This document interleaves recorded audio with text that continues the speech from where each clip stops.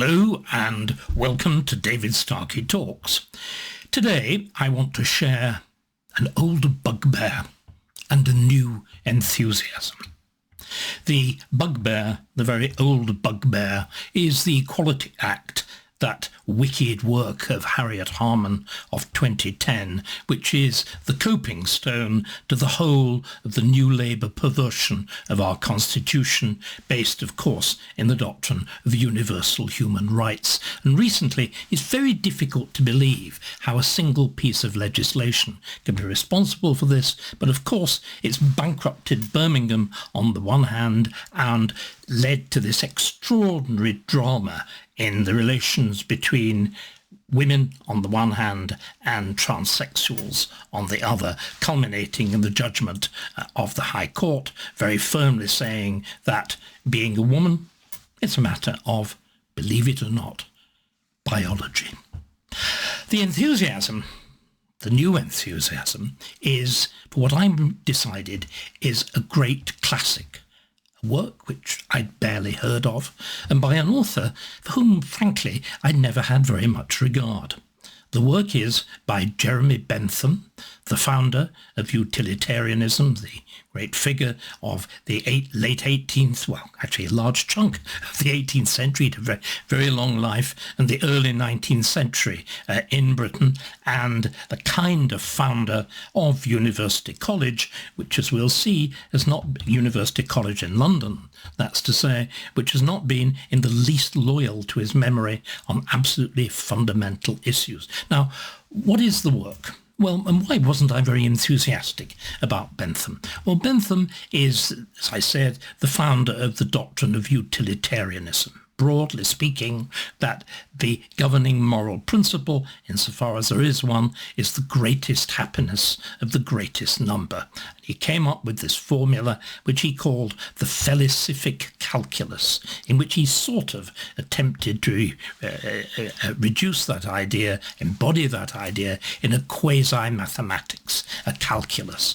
Now, when I read it, and I last, to be honest, read it seriously as a third-year undergraduate, I wasn't terribly impressed. It seemed very artificial, a kind of, that sort of excessive systematization of another one of his favourite ideas, which was the panopticon, the jail in which there would be wings rotating round us, coming out radially from a central point, in so that one single keeper, one single warder, if you like, could actually control all the cells radiating out. A horrible vision. Curiously embodied in one of my university experiences when Cambridge came up with the Stirling building, the Stirling History Faculty Library, which was indeed modelled on a panopticon, except it was students and a librarian, not prisoners and warders. Anyway, I was unenthusiastic, and then I read his essay triggered actually by the French Revolution, the essay to which the later title is given, Anarchical Fallacies. You'll have never heard of it, I'd barely heard of it, but you've probably heard of a phrase that comes from it, which is when Bentham said, human rights were nonsense and universal human rights were nonsense on stilts. That immediately warmed my heart. But the reason that I'm now acclaiming it as a new classic, indeed, I want to put it alongside the unquestionable great conservative classic that comes from the French Revolution, Burke's Reflections on the Revolution in France. It seems to me that this work by Bentham actually stands alongside Burke, and arguably in terms of the practicalities, the analysis of the actual work of French revolutionary thought, it goes beyond it. Why, of course, we all heard of Burke, and we haven't heard of this work by Jeremy Bentham. Well, it is that Burke's Reflections on the Revolution in France, written very early stages of the revolution, before the terror, before Napoleon, before the terrible revolutionary wars, nevertheless predict that it's a work of prophecy. He saw the seed sown by the determination to tear everything up by the roots, to begin again from a principle of absolute, straightforward, allegedly logical reasoning, and turn the whole world upside down in the name of reason. Burke realized that that would lead to something like the Terror, something like Napoleon, something like the Great Revolutionary Wars, and he expressed it in some paragraphs. I mean, remember, great swathes of the reflections on the revolution are completely unreadable analyses of assignats, of the new paper currency of France and so on. But a handful of paragraphs of sublime prose, which are also devastating prophecy, and ideas that form the basis of so much, arguably all modern conservatism. The notion that if there is a social contract, it's one that goes across time, that bond between those dead, those living, and those yet to be born. Well, there's some jolly good phrases in Jeremy Bentham as well. But the reason I've got so enthusiastic about Bentham is that it too is prophetic. But then the question, why is it being unrecognised? Why is it as little talked about in comparison with the vast fame of Burke? Well, the answer is Burke was addressing the whole broad issue of the idea of a revolution founded on a kind of universal solvent of reason. Reason as a sort of acid that dissolves tradition, that dissolves ordinary aspects of behaviour, that seeks to rewrite not simply weights and measures, but the very calendar, that seeks, in fact, to rewrite human nature itself, like all the great succeeding revolutions. And all of that, of course, plays itself out extraordinarily quickly. Within a year or two, Burke rising, the guillotine's blade was falling. Burke writing, the guillotine's blade was falling. So, although again, the initial reaction to Burke, especially in England, had been mockery.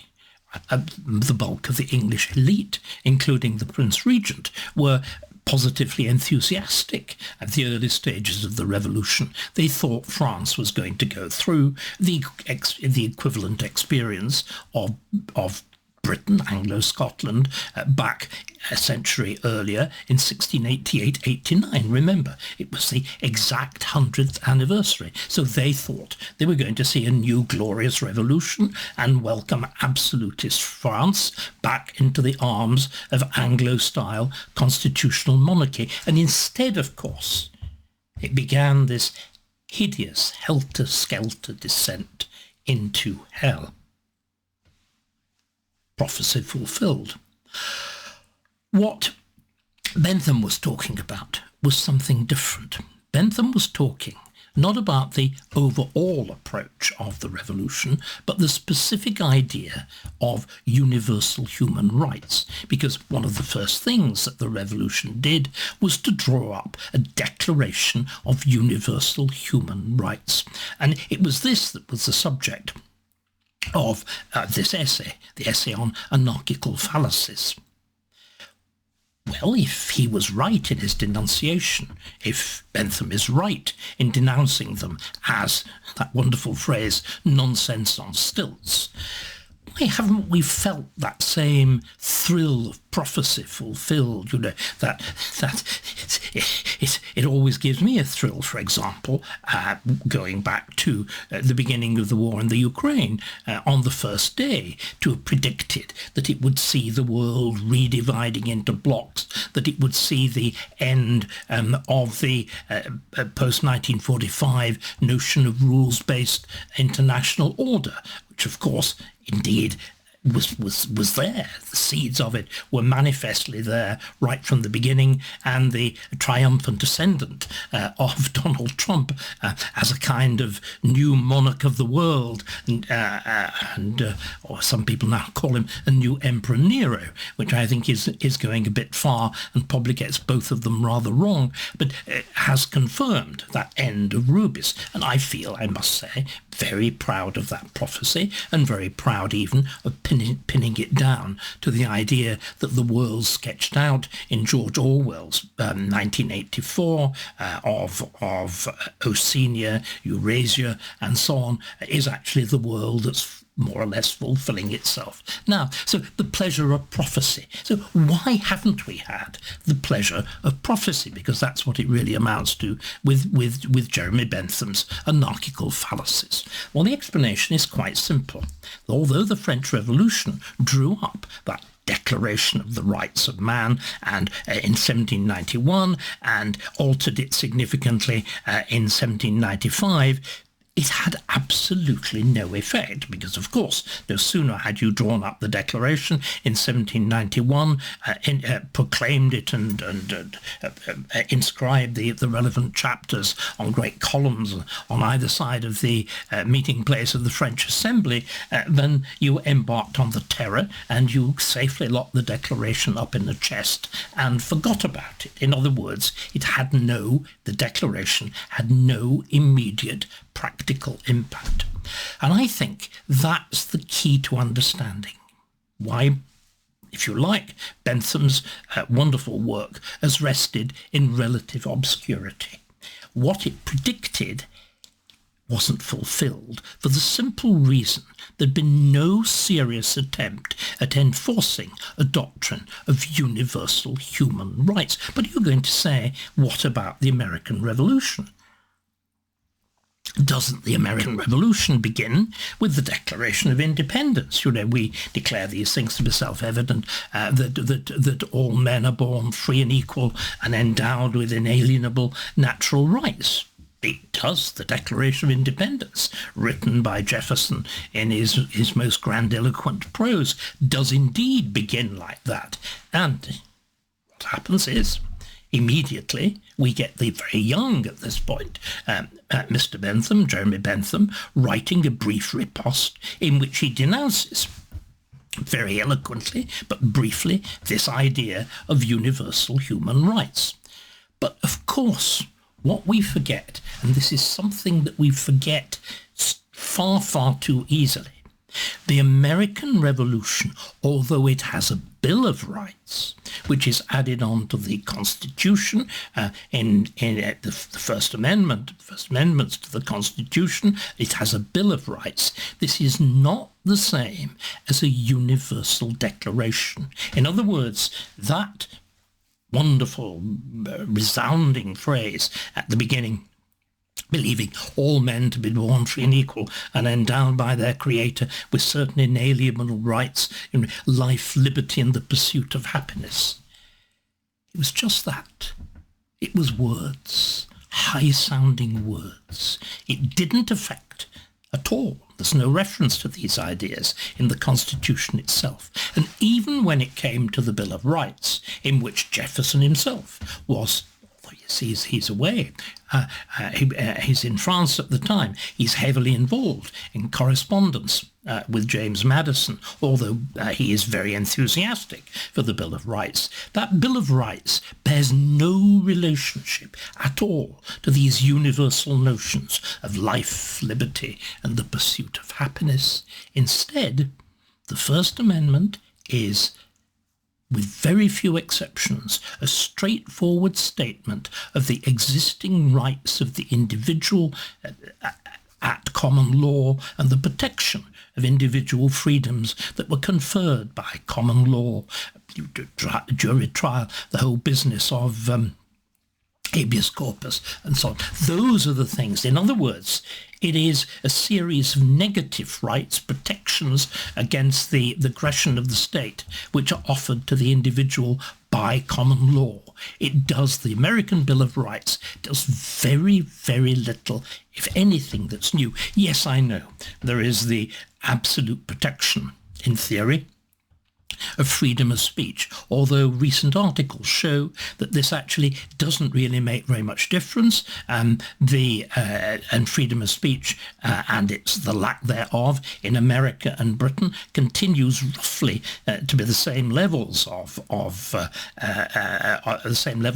limitation right up to the 1950s and 60s, when a series of judgments of the American Supreme Court do indeed lead to the kind of free speech absolutism which you have in America and regrettably do not have in Britain. So the Bill of Rights then is not in any sense one of these universal declarations of rights which Jeremy Bentham gets crossed about.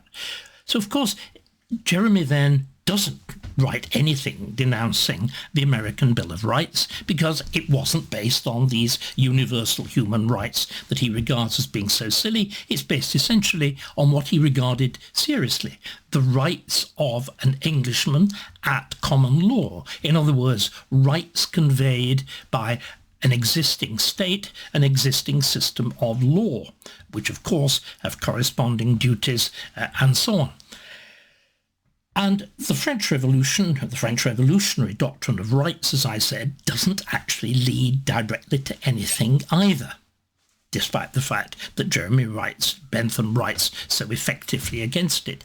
Indeed, you see, what I want to say is, and here I've got to confess ignorance, I don't know the situation in, say, German law, and I'm almost as ignorant about the position in modern French law.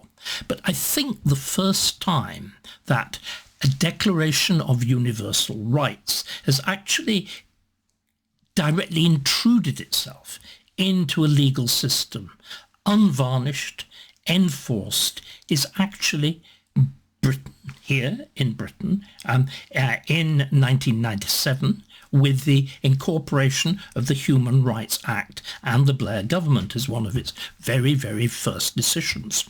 And it's that, you see,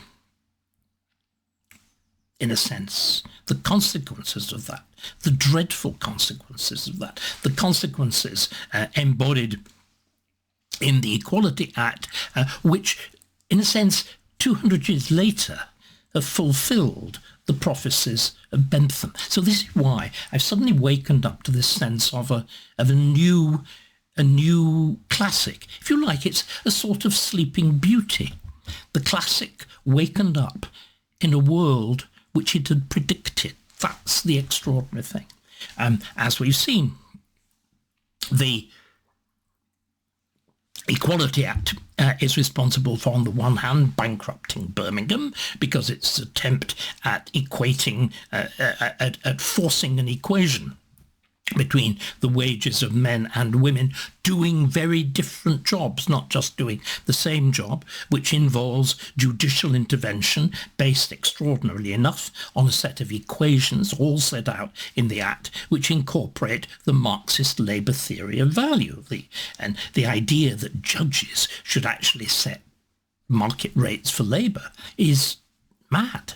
And we are seeing the consequences of the madness in the bankruptcy of Birmingham and the accumulation of rubbish, which isn't the mismanagement of Birmingham, isn't the intransigence of the council, though those factors are no doubt involved. It's primarily the result of insane legislation.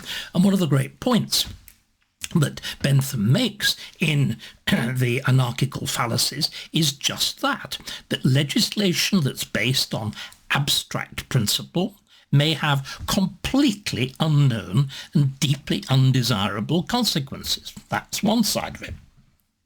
Another side, and a very obvious side, which is sort of echoing through the airwaves even now, is the whole business of the Declaration, which the very fact that it's needed suggests the world of insanity that we've gone into, the declaration of the Supreme Court that a woman is defined by her biological sex and a man is defined by his biological sex. Now, that really is, remember, the world that we've gone into on things like gender reassignment really is stepping into the high madness of the French Revolution, the attempted introduction of 10 hours to the day, 10 months to the year, and so on, and that extraordinary fevered atmosphere of tearing everything up by the roots and being surprised when it dies.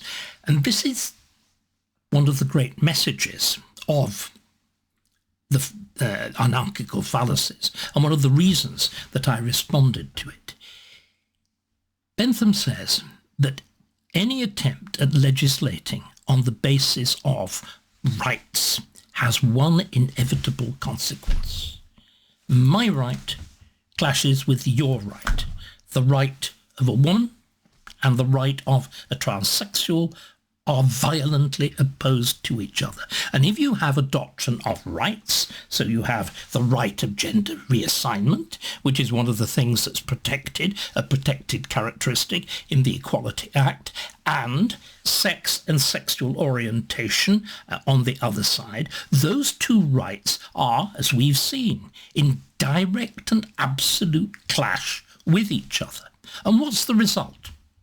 Bentham predicts, he says, it will lead, in the same way, of course, that this idea of rights is born out of violence and revolution, he said, it will lead to a politics of violence. And he puts it in terms which, again, are genuinely prophetic, because one of the things that everybody has said, particularly on the side of the transsexuals, the male to female transsexuals, is the astonishing violence, physical indeed, and violence of language.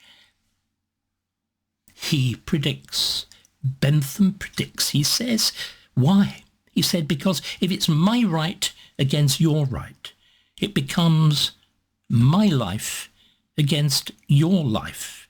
And I will fight for my right in just the same way that I will fight for my life. In other words, if we have a politics that's based on rights, there is no ground for compromise.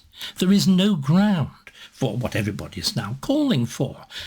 Common sense, calmness. If one was trying to proceed rationally, you wouldn't have begun by saying there is this matter of rights of transgender, there's rights of women, there's rights of gay people, sexual orientation. Because, of course, these things clash. They clash, they hurt, the temperature rises, compromise becomes impossible.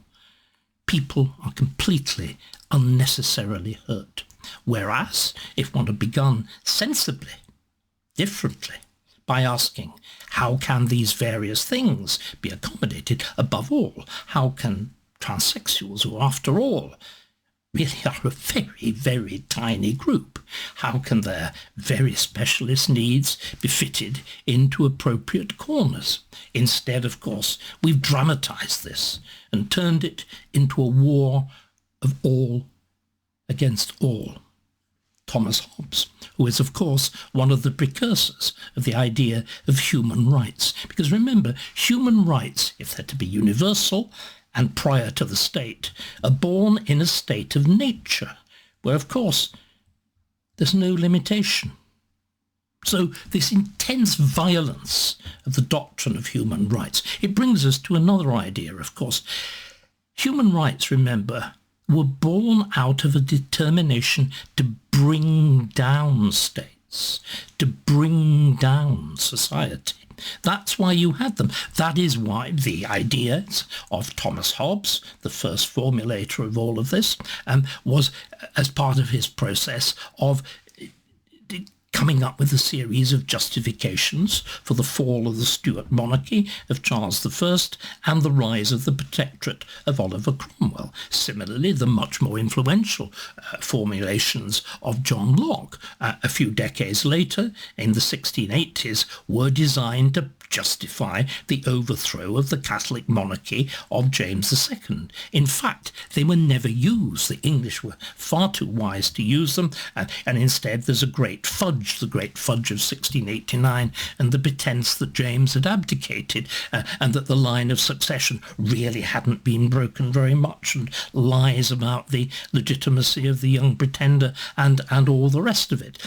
But the intention was to provide a grounds for the the dissolution of a state. And that's, of course, why the idea of universal human rights, we hold these truths to be self-evident, that all men are born free and equal and endowed by their Creator with certain inalienable natural rights of life, liberty, and the pursuit of happiness. That's why they appear in the Declaration of Independence, because the Declaration of Independence, as Jefferson makes it extremely clear, is the justification to the other nations of the world why America has renounced its allegiance to George III and to Great Britain. It's to justify a breaking of a bond. It's to justify a revolution, when it actually came, as I pointed out, to America drawing up its very sensible constitution, firmly grounded in existing structures of property rights, law, legislative patterns, all these things that had been imported from Britain. There's not a peep about this universalizing stuff. So all of that, all of this feverishness and absurdity, the unintended consequences of the attempt at the equalization of men and women, the dreadful clash, the hurt that's been caused by assigning a doctrine of the absoluteness of the rights of the transgender, the absoluteness of the rights of the woman, the absoluteness of the rights of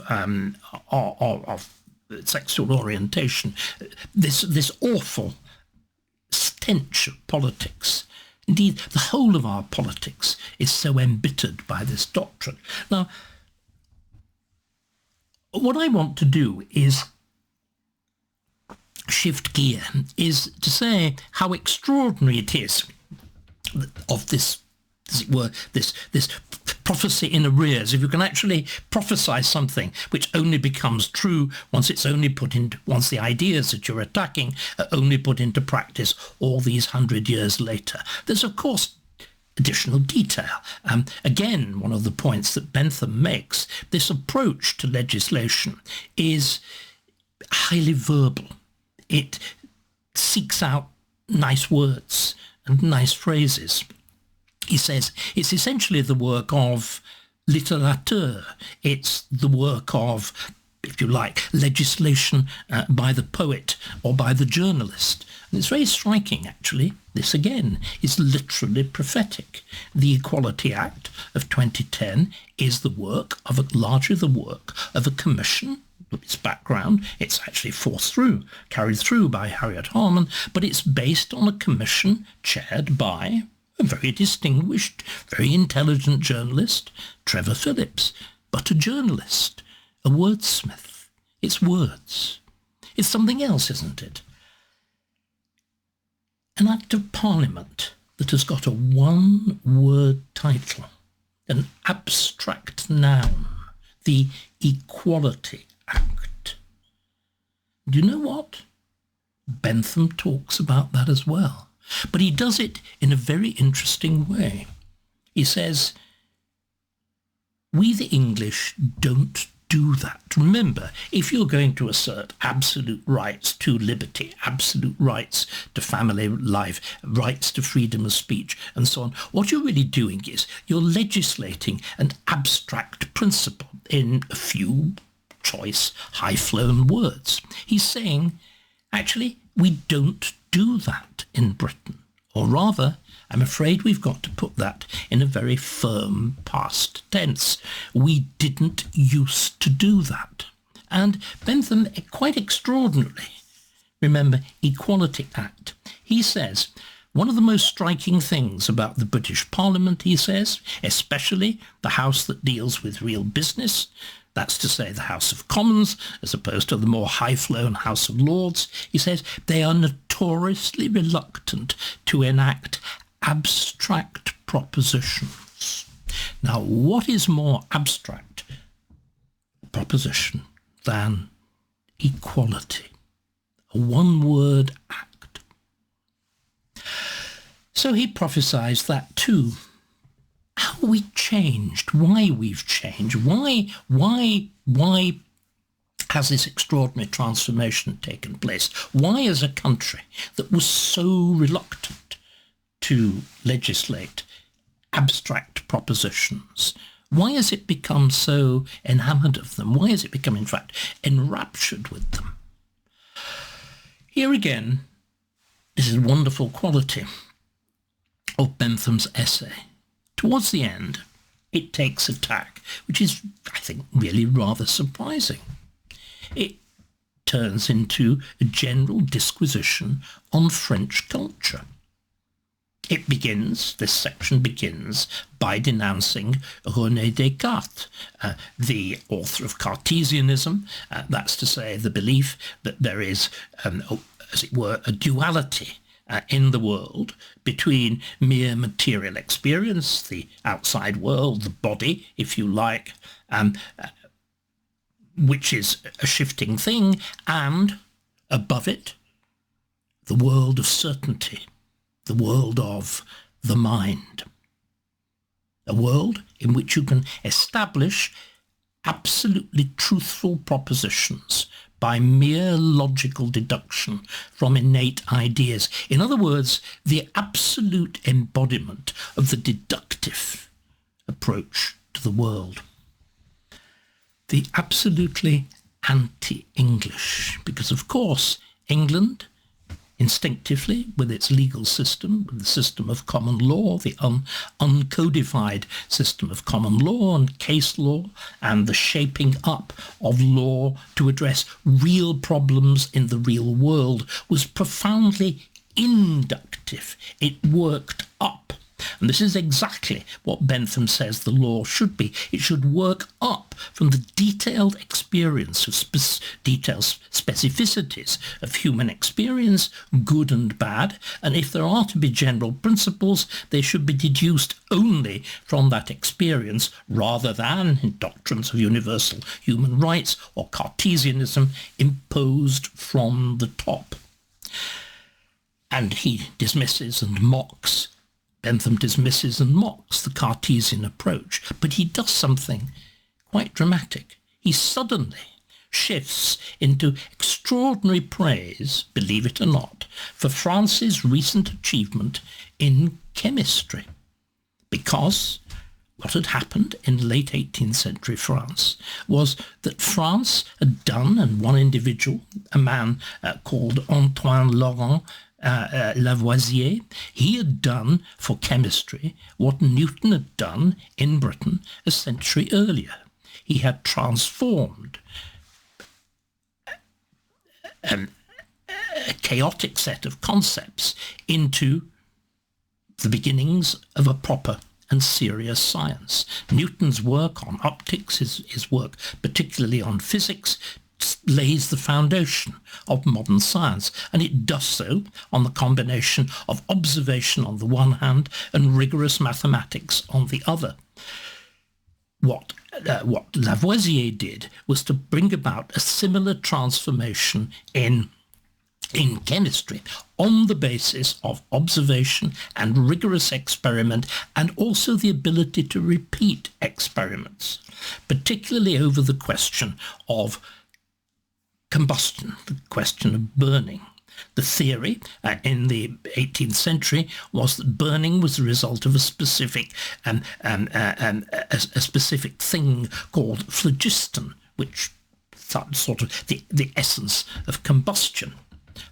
What Lavoisier showed that this was nonsense, that there was instead elements. And it was particularly the role of oxygen in burning things that actually led to the idea of combustibility. And he tested it with the idea of water, and he demonstrated that you made water by burning hydrogen and oxygen. And remember, the very word hydrogen means maker of water. So these two gases, which of course flare up extraordinarily when they're brought together, produced pure water. And on the basis of that, he shifted into a modern doctrine of the elements, into a modern doctrine of chemical compounds. It was astonishing. And he published a revolutionary work, The Foundations of Modern Chemistry, in that fatal year, 1789. On the principles that had been established by Newton, by Bacon, by the inductive English school, as opposed to the high-sounding nonsense of Descartes.